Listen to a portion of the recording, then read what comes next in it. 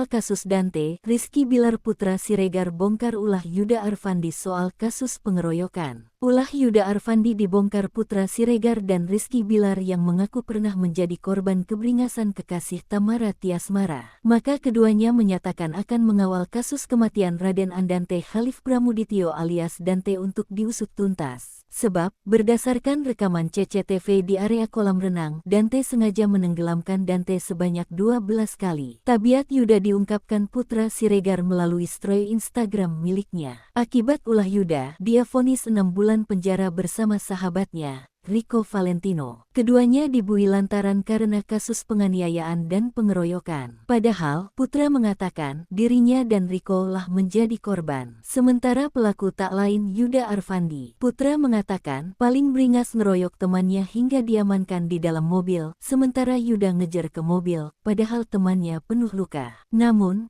Yuda dikatakan putra Siregar malah lolos. Maka dia mengajak semua pihak mengawal kasus-kasus Dante yang melibatkan ia. Ia menyinggung yang dipukul malah masuk penjara. Kini yang mukuli jadi tersangka pembunuhan anak, tagar Justice for Dante. Tak hanya putra Siregar, Rizky Bilar juga mengaku korban pemukulan Yuda. Direktur Reserse Kriminal Umum Polda Metro Jaya Kombes Wira Satya Triputra mengungkapkan Yuda menjadi tersangka usai hasil forensik dan CCTV serta